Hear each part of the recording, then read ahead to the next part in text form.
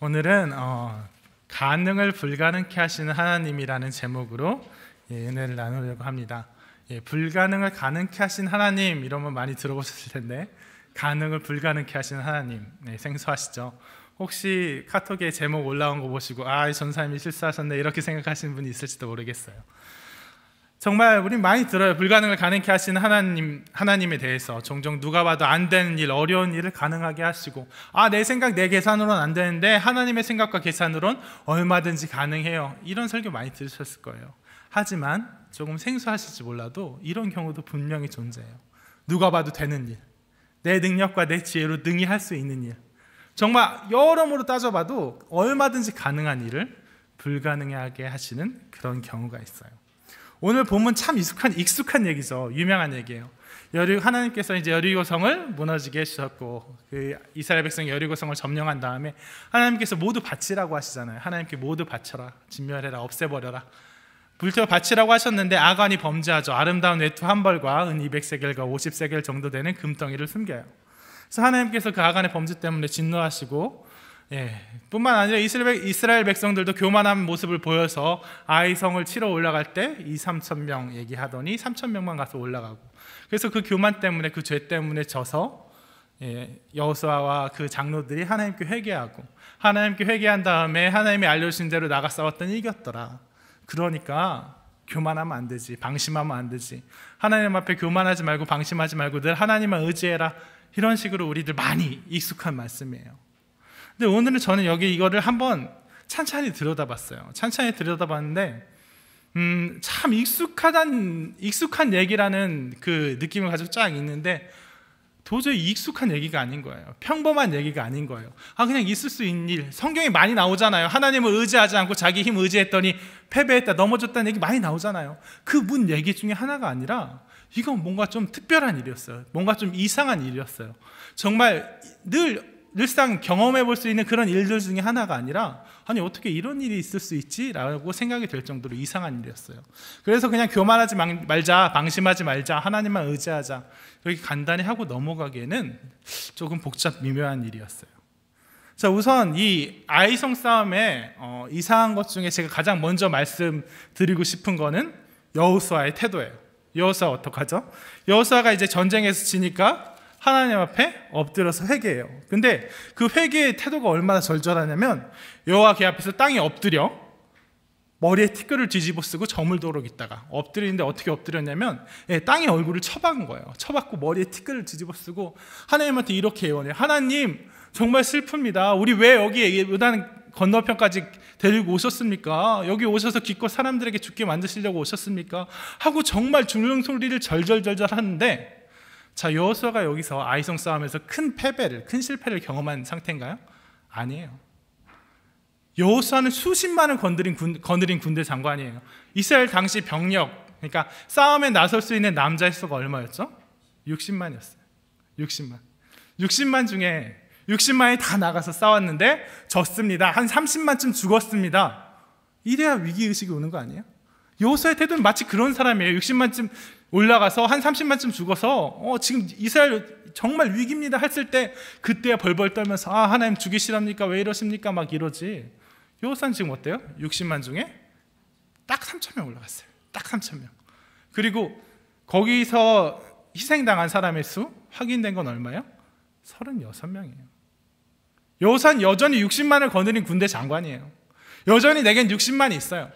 일반적인 군대 장군이라면 3,000명 올라가서 졌어? 피해 36명? 그럼 3만 명 보내. 3만 명 올라가서 졌어? 그럼 30만 명 보내지. 이렇게 생각할 수 있었어요. 근데 여호수아는 벌벌벌 떨어요. 여기서 벌벌벌 떨어요. 하나님한테 엎드려갖고 하나님 저희를 죽이시랍니까? 하나님 저희가 왜 졌습니까가 아니라 하나님 저희를 아예 죽이시랍니까? 저희를 끝장내시랍니까? 이렇게 엄청나게 오버를 해요. 장군이 이러면 될까요? 안 돼요. 장군은 원래 이러면 안 돼요. 장군은 원래 곧 죽어도 죽는 소리 하면 안 돼요. 왜냐하면 장군이 이렇게 질 것 같은데 라는 낌새만 보여도 쫄병들은 어떡하죠? 졌구나, 도망가야겠구나, 이런 생각하기 때문에요. 여러분, 이순신 장군 아시죠? 이순신 장군이 이제 일본군을 이제 열심히 무찌르다가 임금의 분노를 사가지고 잠깐 백의종군하고 어쩌고 있는 사이에 원균이 군사 이끌고 나가고 다 말아먹었잖아요. 키운 거북선이랑 판옥선 다 말아먹었잖아요. 그리고 딱 12척 남았는데 원균 죽고 나서 임금이 다시 이순신 보고 군사 좀 이끌고 일본이랑 싸우면 안 되겠니? 라고 하니까 이순신이 뭐라 그러죠? 적군은 100척도 넘고 수백 척의 군대가 있는데 신에게는 아직 12척의 배가 있나이다. 염려하지 마십시오. 죽어라 싸우면 못 이길 수 없습니다. 이렇게 정말 엄청 멋있게 얘기해요. 그래서 이겼죠. 이겼으니까 더 멋있는 거죠. 장군이라면 이래야 되는 거 아니에요? 12척밖에 없는데 임금님 저보고 어떻게 이기란 말입니까? 내가 길러놨던 판옥선, 거북선 날려놓은 사람 누굽니까? 저 탓하시면 안 됩니다. 이게 아니라 신에게는 아직 12척이 있습니다. 걱정하지 마십시오. 보시잖아요. 장군은 원래 이래야 되는 거 아니에요? 여호수아 지금 60만 명 군대 갖고 있으면서 36명 죽었다고 하나님 제가 뭘 잘못했습니까? 우리가 뭘 고칠까요? 이게 아니라 하나님 저희 죽게 생겼습니다. 아주 너무 엄살이 너무 심한 것 같지 않아요? 이게 그냥 맥락 없이 딱 보면 이 맥락만 딱 보면 좀 이상한 얘기예요. 이상한 얘기예요. 아이성 싸움의 이상한 점 첫 번째, 이건 바로 여호수아의 태도예요. 자, 근데 이 여호수아의 태도가 이렇게 보면 이상한데 천천히 처음부터 쭉 이 맥락을 들여다보면 전혀 이상하지 않다는 걸 알게 돼요. 그걸 지금부터 말씀드릴게요.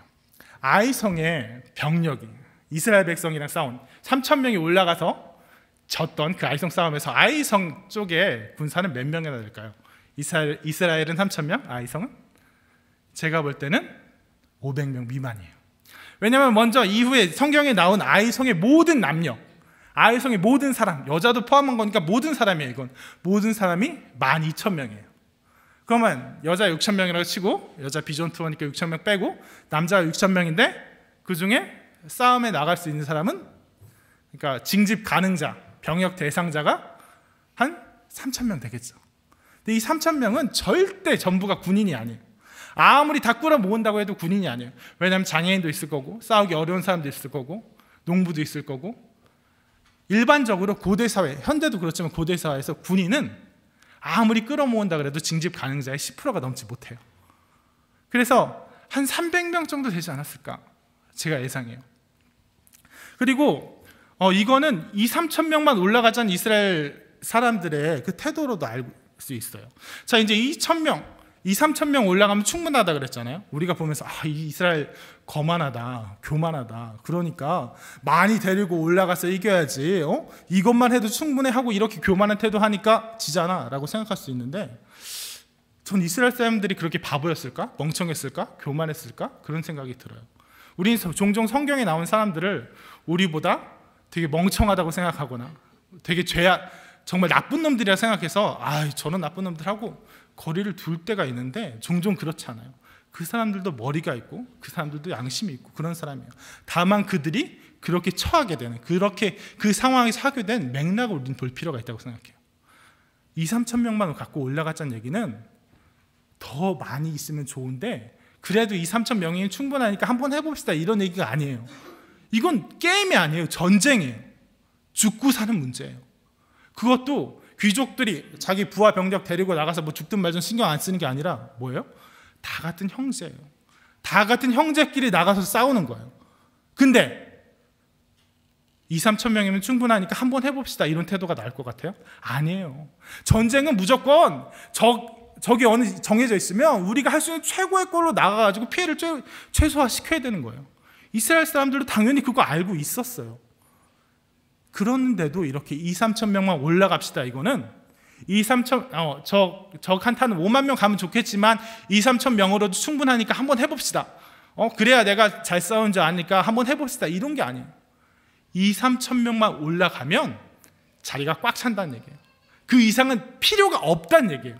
있으면 좋긴 하는데 꼭 필요는 없어요. 이게 아니라 2,000~3,000명 이상은 아무리 많이 몰고 가봤자 구경만 하고 돌아온다는 얘기예요. 아무도 전혀 필요가 없다는 얘기예요. 그러니까 2,000~3,000명으로 정말 필요 없을 정도로 가뿐히 이기려면 아이성의 군대는 한 500명 정도 될 것 같아요. 자, 그리고 병력 차이로도 500명이고 여기는 3,000명, 선발대 3,000명, 그리고 나중에 60만 명 있어요. 그리고 아까 아이성 사람들 병역 대상자 3,000명 중에 군사는 한 300명이다 얘기했죠. 이스라엘 사람들은 그 군대의 질에서도 달랐어요. 군대의 질에서도 아주 달랐는데 어떻게 달랐냐면, 자, 아이성 사람들 3,000명 중에 농부 있을 거고요, 장사꾼 있을 거고요, 하고 칼 잡아본 사람 몇 명 되지도 않을 거예요. 근데 이스라엘 사람 징집 싸움에 나갈 만한 자 60만은 다 어떤 사람들이에요? 다 군인이에요. 그 60만 명, 이스라엘 사람들 다 요단강을 건너가서 가나안으로 들어간 60만 명 다 어디서 태어난 사람이에요? 광야에서 태어난 사람이에요. 애굽 땅에서 태어난 사람 아니에요. 다 광야에서 태어난 사람이에요. 다 광야에서 태어난 사람이란 건 무슨 의미예요? 다 태어났을 때부터 만나 먹고 자란 사람들이에요. 농사를 져본 적이 없는 사람들이에요. 한 번도 농사를 짓고 뭐 다른 일을 해서 먹고 살아본 적이 없는 사람들이에요. 자, 이스라엘 백성이 40년 동안 광야에서 하나님 주신 만나 먹고 살았는데, 그럼 이스라엘 사람들의 직업은 뭐예요? 고대 사회에서 직업 대부분 차지하는 건 농업, 그 다음 상업, 그 다음 뭐 있었죠. 이스라엘 사람 중에 농부 있었겠어요? 없었어요. 만나 저절로 내려주시니까. 상업 있었겠어요? 농부가 쌀을 팔고 그럼 이제 쌀을 식량을 토대로 이렇게 경제가 굴러가는데 없어요. 만나 다 자기가 그냥 자기 거 주니까. 상업 없어요. 이스라엘 사람 60만 명, 남자만 60만 명인 이스라엘 사람들은 다 뭐 하는 사람들이에요? 놀고 먹는 사람들이에요.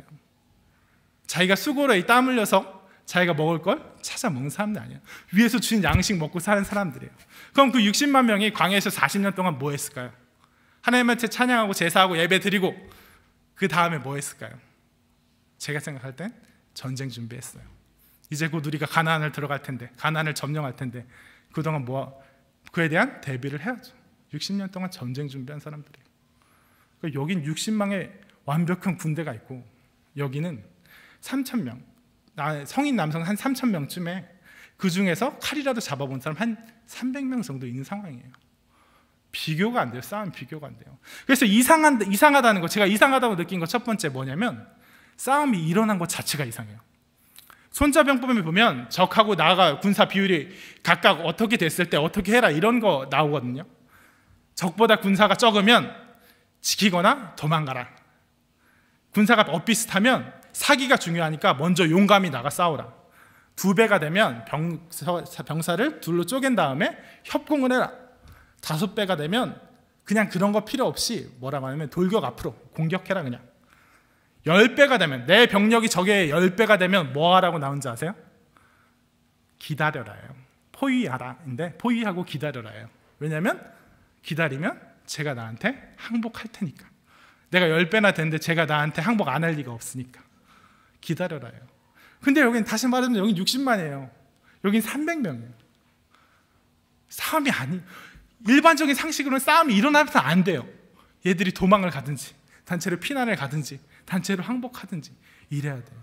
처음에 싸움이 일어나는 것 자체가 이상한 일이에요. 자, 그리고 두 번째 이상한 일. 두 번째, 어쨌든 싸움이 일어났어요. 3,000명 충분하다고 생각했는데 3,000명 올라와서, 정말 정예군이 3,000명 올라와서 어중이 떠중이 한 300명, 400명이나 싸웠어요. 이스라엘이 졌어요. 그래요, 뭐 전쟁에서 질 수도 있어요. 정말 이길 것 같았는데 진 경우 전쟁에서 많이 일어나요. 근데 일단 졌는데 4절 보면 백성이 3,000명쯤 그리로 올라갔다가 아이 사람 앞에서 도망하니, 이 도망했다는 말이 정말 웃긴 거예요. 이 도망했다는 말, 언어의 정확한 표현을 하면 등을 뒤로 돌리고 전심전력으로 뛰어서 도망했다는 거예요. 이게 이상한 이유는 뭐냐면 이스라엘 사람들이 성을 공격하고 있었던 거예요.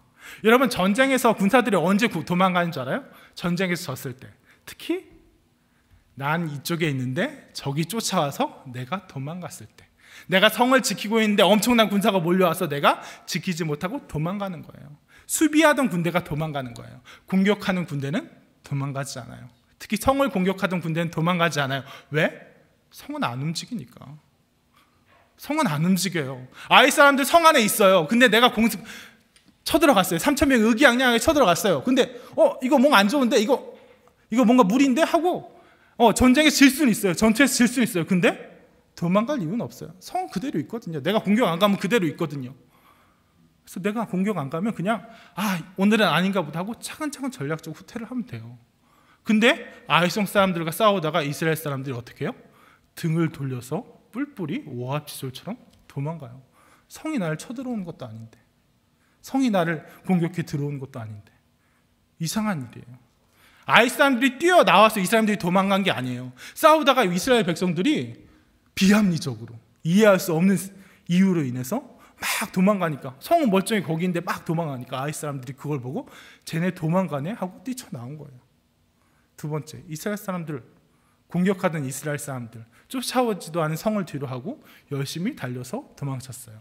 40년 동안 태어나서 눈 뜰 때부터 여태까지 전쟁 준비만 한 프로 군인들이 비합리적인 이유로, 그럴 이유가 하나도 없는데 뛰어서 도망쳤어요. 그게 두 번째 이상한 일이에요. 세 번째 이상한 일 뭘까요? 아이 사람들이 성문 열고 뛰쳐나온 거. 정말 이상한 일이에요. 아이 사람들은 무슨 간이 크다 못해 몸 전체가 간으로 되어 있는 사람들 같아요. 당장에도 3,000명이에요. 저기 인원이 3,000명이에요. 아이 사람들 열심히 뛰쳐나갔어요. 몇 명이에요? 300명? 아이 사람들 군대가 얼마나 보잘것없었는지 그 알려주는 게 이 추적신에서도 드러나요. 아이 사람이 그들을 36명쯤 쳐 죽이고, 아이 사람이 열심히 쫓아가서 그를 36명 죽인 거예요. 그만큼 아이 사람의 군대가 빈약하다는 거예요. 자, 보세요. 엄청난 군대가, 자기보다 몇 배나 된 군대가 성을 에워싸고 날 공격하고 있어요. 그 다음에 후퇴해요. 도망가요. 그러면 어떻게 생각해요? 아, 다행이다. 아, 한숨 넘겼다. 해야지. 그렇게 많은 사람들 가운데 그 몇 명 안 된 사람이 문 열고 나와서 야, 우리가 이겼으니 쟤네를 추적하자라는 생각 못할 것 같아요. 아무리 깡이 좋아도 못할 것 같아요. 이상해요. 아이 사람의 추적신 정말 이상해요. 이 이상한 일, 첫 번째 싸움이 일어나는 것부터 이상했고요. 이스라엘 사람들이 전쟁에서 진 거는 그렇다 치더라도 전쟁에서 지고 비합리적으로 도망간 거 이상했고요. 세 번째, 아이 사람들, 정말 매단되는 아이 사람들이 정말 무슨 용기로 그들을 엄청나게 쫓아갔는지 정말 이상해요. 그래서 그 이상함들 끝에 마지막 여호수아의 이상함이 나오는 거예요. 고작 36명의 피해, 고작 3,000명의 패배, 60만을 거느린, 정말 큰 세력을 거느린 군대 장관치고는 너무나도 호들갑스러운 반응으로 하나님 앞에 엎드리는 거예요. 이거는 이스라엘 사람들과 아이 사람들의 싸움이, 전투가 일반적인 문법에서 이루어진 게 아니라는 거예요. 일반적으로 일어날 수 있는 상황에서 일어난 게 아니라는 거예요. 말 그대로 전체가 뭔가 이상한 일이라는 거예요. 거기서 저는 그래서 성경을 쭉 봤어요. 성경을 쭉 봐서 봤는데 하나가 눈에 들어왔어요. 7장 한번 5절 다시 한번 같이 읽어봅시다. 7장 5절 읽겠습니다. 시작. 아이 사람이 그들을 36명쯤 쳐 죽이고 성문 앞에서부터 스바림까지 쫓아가 내려가는 비탈에서 쳤으므로 백성의 마음이 녹아 물같이 된지라. 마지막 문장 보세요. 백성의 마음이 녹아 물같이 된지라. 이 물같이 되다란 물같이 되다, 녹는다는 말은, 마음이 녹는다는 말은 마사스란 단어인데 구약에서 한 20번, 21번쯤 쓰였어요. 근데 여호수아에서는 딱 3번 쓰였어요. 언제 쓰였냐면 2장 11절, 라합이 두 정탐꾼을 숨겨주면서 내가 애굽에서 너희가 나올 때 그냥 쭉 읽어드릴게요. 10절부터 11절. 이는 너희가 애굽에서 나올 때 여호와께서 너희 앞에서 홍해물을 마르게 하신 일과 너희가 요단 저쪽에 있는 아모리 사람의 두 왕 시온과 옥에게 행한 일, 곧 그들을 전멸시킨 일을 우리가 들었음이니라. 우리가 듣자 곧 마음이 녹았고. 라합이 얘기해요. 당신의 하나님께서 당신들을 통해 이루신 일을 들으니까, 그 어마어마한 능력이 나타난 일들을 들으니까 우리들의 마음이 녹았어요. 내 마음이 녹았어요. 그래서 나 하나님을 인정하게 되었고, 그래서 나 당신들을 숨겨주게 되었어요 라고 얘기하는 때 그때 한번 쓰였고, 또 5장 1절 여호수아의 말이에요. 요단 서쪽의 아모리 사람의 모든 왕들과 해변의 가나안 사람의 모든 왕들이 여호와께서 요단물을 이스라엘 자손들 앞에서 말리시고 우리를 건너게 하셨음을 듣고 마음이 녹았고 이스라엘 자손들 때문에 정신을 잃었더라.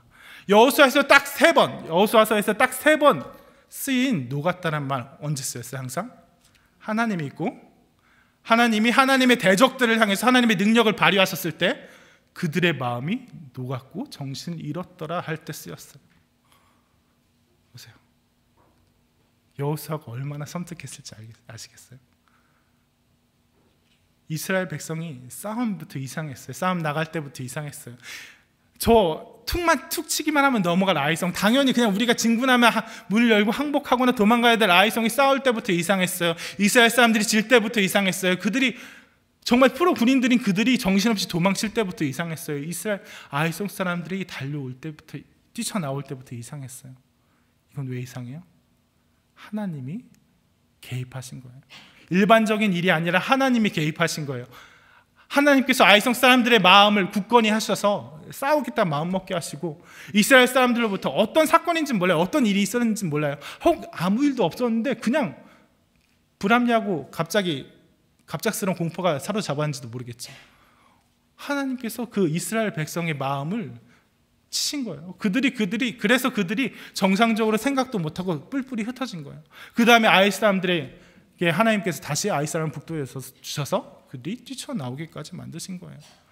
여호수아는 그걸 알았던 거예요. 여호수아는 백성의 마음이 녹았던 것이, 아이성 앞에서 백성의 마음이 녹았던 것이 아이성 사람들의 힘이 대단해서가 아니라, 이 싸움의 패배가 뭐 큰 의미가 있어서가 아니라, 정말 그들이 정상적인 상황에서 정상적인 판단으로, 정상적인 감정으로 그런 것이 아니라, 하나님께서 지금 전엔 나와 함께 계셔서, 전엔 이스라엘과 함께 계셔서 그 대적들의 마음을 녹이셨던 하나님이 지금은 이스라엘의 범죄 때문에 아이 사람들의 편에 계시고, 그래서 그 대적된 우리가 마음이 녹은 거예요.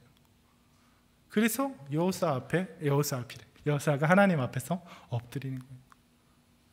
그래서 여호수아께서 하나님, 아모리 사람 족속의 손에 우리를 붙이시겠습니까? 이렇게 말이 나오는 거예요. 하나님, 우리를 다 죽이시려고 여기까지 데려오셨습니까? 그 말이 나오는 거예요. 정말 무섭겠죠. 하나님이 나와 대적하고 계세요. 하나님이 나에게 그 능력을 받으려고 하고 계세요. 그럴 때 여호수아가 남아있는 60만 의지할 수 있을까요? 없어요. 60만이 아니라 600만도 의지할 수 없어요.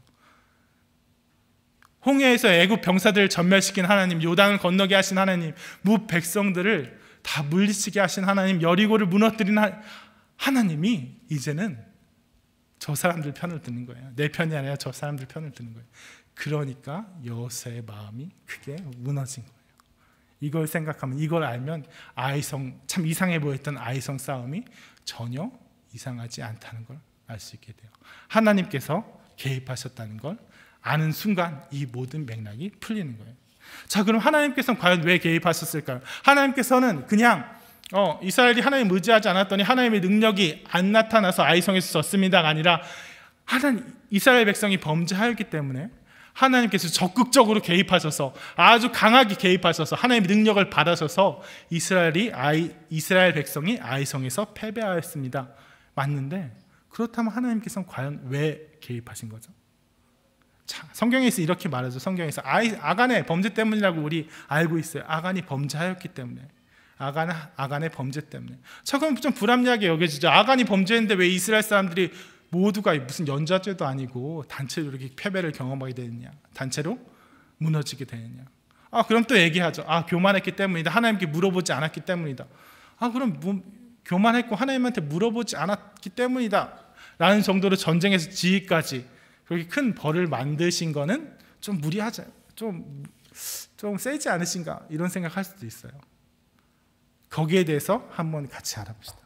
저는 그렇게 생각했어요. 처음에 아간의 범죄 때문에 하나님께서 연좌제로 하신 게 아닌 것 같아서 성경을 읽어봤어요. 3장 1절 3장 1절이 아니죠. 7장 1절 다시 한번 같이 읽어봤으면 좋겠어요. 시작. 이스라엘 자손들이 온전히 바친 물건으로 말미암아 범죄하였으니 이는 유다 지파 세라의 증손 삽디의 손자 갈미의 아들 아간이 온전히 바친 물건을 가졌습니다. 여호와께서 이스라엘 자손들에게 진노하시니라. 하나님께서 아간의 범죄로 인해서 이스라엘 자손들에게 분노하신 거, 저는 이 맥락에서 찾을 수 있다고 생각해요. 처음에 아간의 범죄 뭐였어요? 하나님께서 하나님께 바쳐야 될 재물을 아간이 숨긴 거예요. 아간이 빼돌린 거예요. 아간이 삥땅 친 거예요. 자, 하나님께서 여리고성을 왜 바치라고 하셨어요? 왜 바치라고 하셨을까요? 저는 그것이 첫 열매, 맥주절 첫 열매의 의미라고 생각해요. 가나안 정복의 첫 열매로서 하나님께 돌리라고 하신 거예요. 여리고성을 첫 열매로서 돌리라고 하신 거예요. 자, 첫 열매의 의미는 뭐예요? 처음 게 가장 좋은 거니까. 맞아요. 가장 좋은 거니까 왜 돌려요? 내게 주신 모든 것이 하나님의 것입니다. 내가 가진 모든 것이 하나님의 것입니다. 내가 가질 수 있는 모든 소산들이 하나님의 것이니까 그 의미로서 내 처음 가장 좋은 것을 드리는 거예요. 내 처음을 드려 내 모든 것이 하나님의 것임을 고백하는 거예요.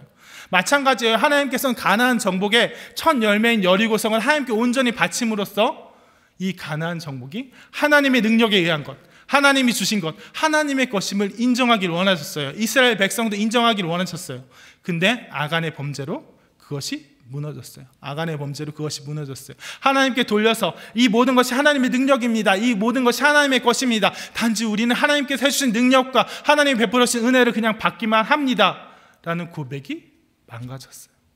아간에게 그런 고백이 망가졌어요. 그리고 그것이 이스라엘 자손들에게도 어떤 분위기가 있었냐면, 어떤 것이 있었냐면 1절에 보면 이스라엘이 온전히 바친 물건으로 말미암아 범죄하였으니 라고 되어 있는데, 이 범죄는 다른 범죄를 뜻하는 많은 용어 중에 특히 불성실을 뜻하는 말이에요. 이스라엘 자손이 그 하나님의 언약, 하나님이 명령하신 그 명령을 지키는데 불성실했다는 거예요. 이스라엘 백성들이, 제 생각은 이스라엘 백성들 안에 하나님의 그 언약을 지키는 그것들을 강조하지 않았던 것 같아요. 강조하지 않았던 것 같아요. 아간을 철저히 색칠해내지 않았던 것 같아요. 이건 그냥 제 생각이고요. 그리고 두 번째는 흔히들 교만했다, 흔히들 방심했다고 말하는 그 부분이에요. 2,3천 명은 올라가게 하고 온 백성을 수고롭지 말게 하소서. 이거는 오만 방자하고 교만한 얘기가 아니에요. 일반적으로 생각하면 교만한 얘기가 아니에요. 다시 말하지만 전쟁 문제예요. 전쟁 문제에서 그렇게 내 형제들에게 나가서 피 흘리는 전쟁에서 그렇게 오만 방자하고 교만하고 방심하는 사람 드물어요. 이스라엘 백성도 아니라고 생각해요. 2,3천 명이면 충분한 상황에서, 2,3천 명은 충분한 상황에서 2,000명 아니고 3,000명 올라가잖아요. 그래도 3,000명 이상은 쓸모가 없으니까, 3,000명 이상 가봤자 구경만 하고 돌아오니까 그냥 3,000명 올라간 당연한 합리적인 선택을 한 거예요. 이건 일반적인 의미에서 교만하고 오만방자한 게 아니에요. 근데 하나님 앞에서 하나님이 이 가나안 원정을, 가나안 정복을 이렇게 인도해 주시는 그 맥락 하에서는, 하나님 앞에서는 교만한 거예요. 오만방자한 거예요. 왜냐하면 이스라엘 백성 중에, 은연 중에 그새 이 가나안 원정이 우리들의 힘으로 하는 거가 된 거예요. 우리들의 능력으로 하는 게 된 거예요. 만약에 이스라엘 백성이 요단강을 건넜을 때처럼, 여리고라는 난적을 만났을 때처럼, 내가 도저히 무너뜨릴 수 없는 여리고라는 엄청난 어려운 과제를 앞에 뒀을 때처럼 하나님만 의지합니다, 하나님만 바랍니다 하면 겸허했겠죠. 하나님께 여쭤봤겠죠. 하나님께 방법을 구했겠죠. 하지만 아이성이라는 정말 쉬운 상대, 내가 톡 건드려도 넘어질 상대, 어쩌면 우리가 군대를 이끌고 간다는 소문만 들려도 항복할 그런 상대를 만나니까 당연한 선택, 합리적인 선택, 내 능력으로 능히 할 수 있으니까 거기에는 더하려면 적합한 선택을 한 거예요. 이게 바로 하나님 앞에서 교만하다는 거예요. 가나안 정복을 하나님의 일이 아니라, 하나님이 인도하신 그 길을 내가 따라가는 그 경로가 아니라 하나님께서 여리고성 해주셨으니까 이제 아이성은 그냥 내가 하지 하는 그런 자세로 만들어버린 거예요. 그래서 이스라엘의 교만, 이스라엘의 방심은 어디에 있느냐? 세상에 있지 않고, 아이성에 대해서 있지 않고 하나님 앞에서 교만함이 있는 거예요. 방심이 있는 거예요. 이건 역시 뭐예요? 하나님께서 여리고성을 온전히 바치라고 하신 그 의미, 내 첫 열매를 들여서, 너의 첫 열매인 여리고성, 가나안 원정의 첫 열매인 여리고를 들여서 이 모든 일이, 이 모든 역사가, 이 모든 능력이 나의 것임을 인정해라 하시는 그 하나님의 의도에 어긋나는 거예요. 그래서 이스라엘 가운데 그런 방심이, 그런 교만이 하나님을 진노하게 하신 거예요. 자, 그러면 하나님께서 왜 이렇게 이스라엘에게 하나님의 능력을 인정하고 이 가나안 정복 모두가 하나님 것입니다 고백하게 원하셨을까요? 아까 5장 1절에 마음이 녹았고 라고 해서 5장 1절 읽었는데 과연 그렇게 나와요. 4장 24절에 이 모든 것이 이는 땅의 모든 백성에게 여호와의 손이 강하신 것을 알게 하며 너희가 너희의 하나님 여호와를 항상 경외하게 하려 하심이라 하라. 이 모든 것이 요단 건너편 이방 백성들의 마음을 녹이시고, 또 이번엔 하나님의 편에 서지 않으니까 이스라엘 백성의 마음을 녹이시고 이 모든 걸 역사하시는 게 하나님을 인정하고 하나님을 경외하심이라는 거예요. 다시 말하면 가나안 땅, 복된 땅이라고 그러죠. 가나안 땅, 젖과 꿀이 흐르는 땅이라 그래요. 근데 가나안 땅, 젖과 꿀이 흐르는 땅, 복된 땅 어떤 의미일까요? 참 비옥하고 정말 젖과 꿀이 흐르는 거 이미지 상상되잖아요. 참 비옥하고 농사도 잘 되고 아주 살기 좋은 땅. 그런 의미로 우리가 생각할 수 있는데, 그런 의미로 우리가 받아들일 수 있는데, 맞아요. 그 주변에서 뭐 비옥한 땅도 있고 괜찮은 땅도 있겠죠. 하지만 우리가 그 땅을 물질적인 비옥함으로만 생각한다면, 거기 물질적인 풍요로만 생각한다면 허점이 있어요. 뭐가 허점이 있냐면 그 땅보다 더 좋은 땅, 그 땅보다 아주 몇 배나 더 훌륭한 땅, 그 땅이랑 비교도 할 수 없을 정도로 토지가 비옥한 땅, 말 그대로 차라리 거기가 젖과 꿀이 흐르는 땅이라고 해야 될 그런 땅이 있기 때문이에요. 그 땅이 어디냐고요? 바로 애굽 땅이에요. 그들이 떠나온 애굽 땅이에요. 자, 애굽 땅, 지금 이집트죠. 이집트 생각하면 지금 사막화가 많이 진행돼갖고 그냥 사막, 아프리카 막 이런 불모지 이런 거를 많이 떠올릴지도 모르는데, 지금도 뭐 아직도 여전한 데는 여전하지만 이 성경 당시의 그 시대에는 이집트 애굽 땅 엄청나게 비옥한 땅이에요. 나일강을 따라서 형성된 범람원에 엄청나게 비옥한 토지들이, 평야들이 쫙 깔려있는 땅이에요. 여러분, 고대 애굽, 이집트 하면 뭐가 생각나세요? 피라미드 생각나시죠? 엄청난 사람들이 노예로 시달리면서 피라미드를 딱 세웠던 그거 생각나시죠? 그거 생각하시면 그 사람들 참 힘들었겠구나, 거기 참 살기 어려운 땅이었겠구나, 거기 참 괴로운 땅이었겠구나, 이런 이미지 있으시죠? 하지만 그 반대예요. 그 땅에서 그 많은 노예들이, 그 많은 장정들이, 그 많은 노동력들이 정말 아무 쓸모없는, 하나도 쓸모없는, 아무런 생산성도 없는 그 일에 하고 있어도 뭐예요? 그 사회 사람들이 충분히 먹고 살았다는 거예요. 그 사람들이 그만큼 그 땅이 비옥하고 좋았다는 거예요. 피라미드를 학자에 따라서는 피라미드를 임금이 그 자신의 권위를 드러내고 하는 그런 여러 이유와 동시에 사회에 넘쳐나니까 사람들이 조금만 해도 곡식들이 넘쳐나니까, 그러니까 사회에 실업자가 양산돼서 그 실업자에게 일자리를 주기 위한 복지 제도라고 얘기하는 사람도 있어요. 그리고 그런 거 다 떠나서, 그리고 성경에서도 아브라함 기근 드니까 어디로 가요? 애굽으로 가요. 애굽 땅이 정말 비옥한 땅이었어요. 애굽 땅이 정말 훌륭한 땅이었어요. 근데 하나님께서 애굽 땅에서 그들을 꺼내서 가나안으로 들어오시면서 가나안으로 이끄신 이유, 가나안을 이끄시면서 거기가 복된 땅이다, 거기가 젖과 꿀이 흐르는 땅이다, 거기가 너에게 약속된 정말 복의 땅이다라고 얘기하신 이유 뭘까요? 그거 물질적인데 있지 않다고 생각해요. 꼭 물질적인데 한정되어 있지 않다고 생각해요. 그 땅의 의미 뭐예요? 가나안 땅의 의미 뭐예요? 물질적인 풍요만 생각하면, 물질적인 비옥함만 생각하면, 젖과 꿀의 의미를 단지 거기가 파라다이스예요라고만 생각하면 굳이 가나안으로 이끄실 필요가 없어요. 그냥 애굽 사람 다 죽이든가, 아니면 반란을 일으켜서 애굽을 지배하게 하셔서 거기서 잘 살게 만드시면 되잖아요. 하나님께서 말하신 복된 땅 가나안의 의미, 하나님께서 그 가나안 정복을 통해서 이스라엘 백성을 꺼내신 의미 뭐예요? 너희가 우상 숭배의 땅, 이방 종교의 땅, 하나님을 경외하지 않는 땅 애굽을 떠나서 너희 하나님을 믿는 나의 택한 백성들끼리 하나님을 경외하고 하나님을 믿고 하나님을 의지하는 나라를, 하나님의 나라를 만들어라, 이런 말이었어요.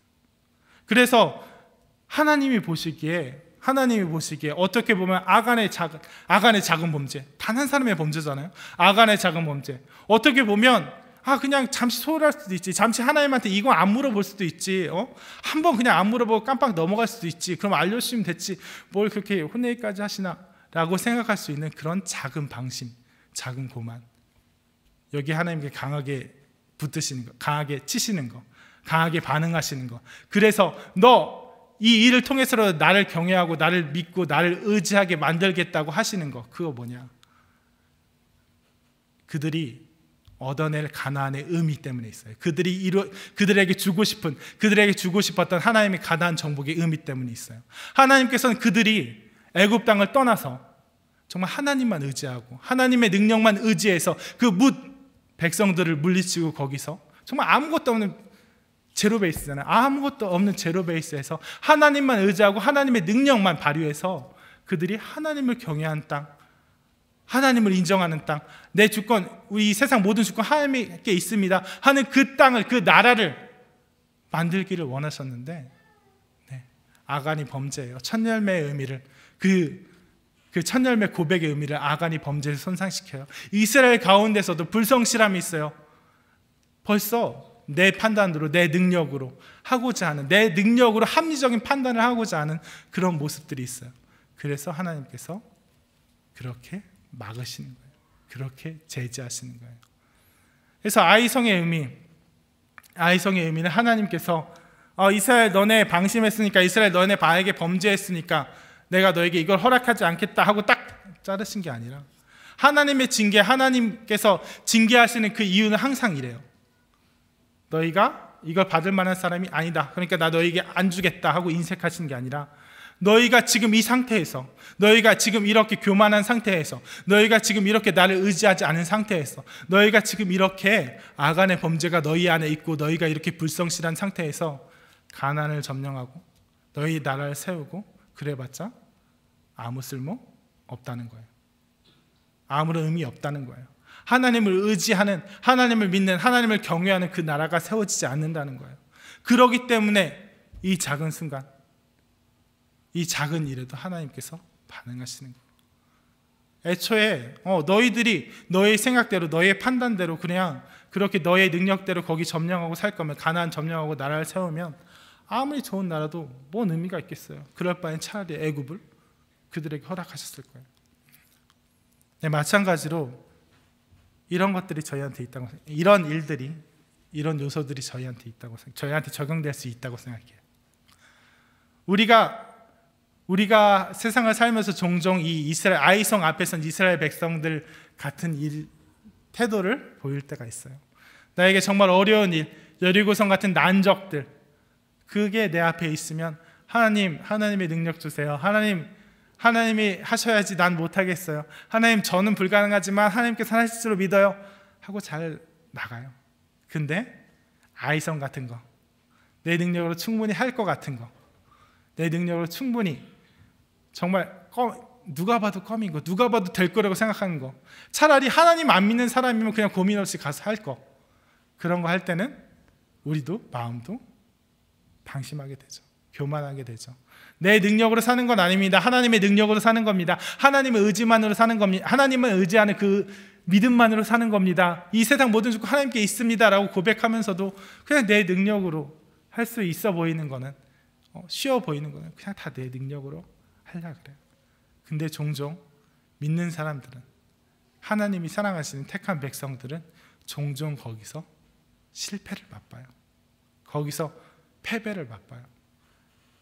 차라리 하나님을 믿는데, 정말 하나님을 믿는데, 그래서 하나님이 주시는 그 능력과 그 축복이 정말 세상 사람들과 비교도 안 될 정도로 탁월함을 알고 있는데, 그런 것들 주변에서 많이 보이는데, 어떤 경우, 어떤 사람만큼은 내 경우만은 믿는 사람보다 못한 결과가 자꾸 나요.